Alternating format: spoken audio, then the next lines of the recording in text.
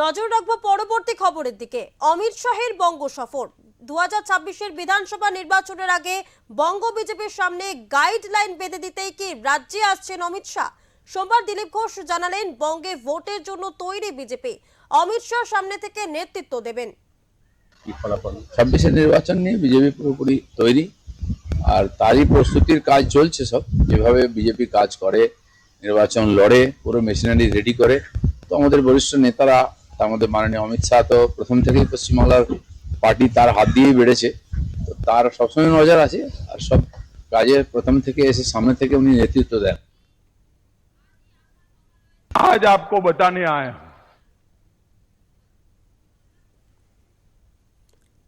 যেমনটা খবর পাওয়া যাচ্ছে আজই অর্থাৎ সোমবার বঙ্গে আসতে চলেছেন স্বরাষ্ট্রমন্ত্রী অমিত শাহ।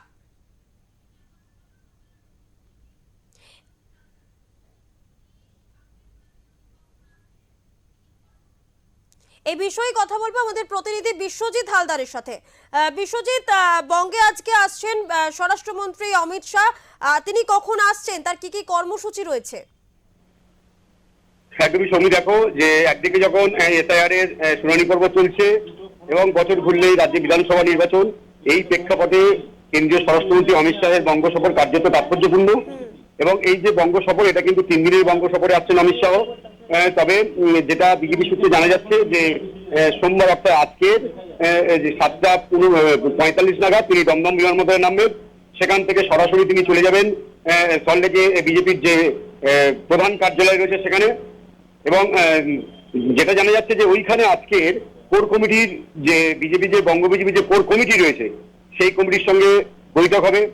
তারপর যে নির্বাচনীয় কমিটি রয়েছে বিজেপির 26-এর বিধানসভাকে মাথায় রেখে যে নির্বাচনী কমিটি তৈরি করা হয়েছে সেই কমিটির সঙ্গে বৈঠক করবেন। তবে এখন প্রশ্ন উঠছে যে অমিত শাহের এই যে বঙ্গ সফর, এই বঙ্গ সফরে কিন্তু অমিত শাহের একটাও জনসভা নেই। তাহলে এই যে বঙ্গ সফর কি জন্য তাৎপর্যপূর্ণ?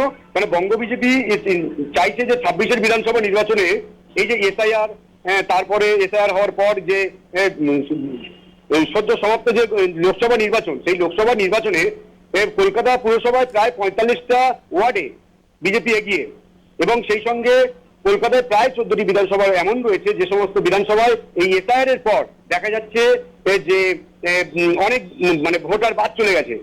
এই সমস্ত বিষয়গুলো নিয়ে কিন্তু আলোচনা হতে পারে, কারণ 26-এর বিধানসভায় বিজেপি কতটা প্রভাব ফেলতে পারবে বা জেতার মতো পরিস্থিতিতে বিজেপি রয়েছে কিনা, এই বিষয়ে কিন্তু জল মাপতে চাইছেন। কারণ এই যে কোর কমিটির সঙ্গে বৈঠক, তারপরে নির্বাচন কমিটির সঙ্গে বৈঠক, তারপরে কিন্তু বুধবার দিনকে তিনি কলকাতায় যে ইস্কন মন্দির রয়েছে সেখানে দর্শন করবেন। বিকালের দিকে কেশব ভবন, মানিকতলায় যে কেশব ভবন রয়েছে, তুমি জানো আরএসএস এর যে পশ্চিমবাংলার যে শাখা, সেখানে কিন্তু তিনি আরএসএস এর যে পদাধিকারী রয়েছেন, জোন বা মন্ডলের যে পদাধিকারী রয়েছেন, এরিয়া কমিটির যে লোকজনগুলো রয়েছেন, তাদের সঙ্গে তিনি বৈঠক করবেন। অর্থাৎ জলমাপার চেষ্টা করছেন। তুমি জানো যে অমিত শাহকে বিজেপি চাণক্য বলা হয়। জলমাপার চেষ্টা হচ্ছে যে 26-এ বিজেপি কতটা তাঁত ফোটাতে পারবে এ বাংলায়।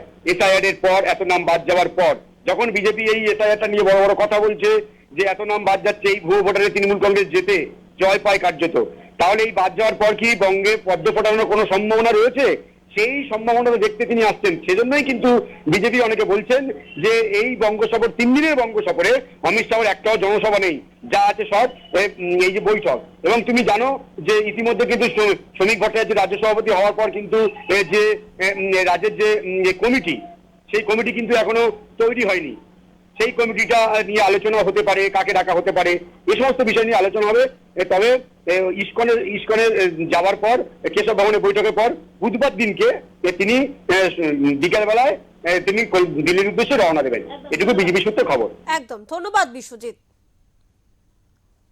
বঙ্গে আসছেন স্বরাষ্ট্রমন্ত্রী অমিত শাহ, 3 দিনের বঙ্গ সফরে আসছেন কেন্দ্রীয় স্বরাষ্ট্রমন্ত্রী অমিত শাহ। যেমনটা খবর পাওয়া যাচ্ছে 29শে ডিসেম্বর অর্থাৎ আজই দমদম বিমানবন্দরে অবতরণ করবেন অমিত শাহ, এবং তারপর সেখান থেকে সরাসরি তিনি চলে যাবেন সল্টলেক বিজেপির প্রধান কার্যালয়। সেখানে বিজেপি কোর কমিটির সাথে একটি বৈঠক রয়েছে, এবং তারপর আগামীকাল একাধিক কর্মসূচি রয়েছে স্বরাষ্ট্রমন্ত্রী অমিত শাহ এবং আগামী বুধবার কলকাতার ইস্কন মন্দিরে যাবেন, এর পাশাপাশি আরএসএস এর সাথে বৈঠক এবং নির্বাচনী বেশ কয়েকটি বৈঠক রয়েছে অমিত শাহের।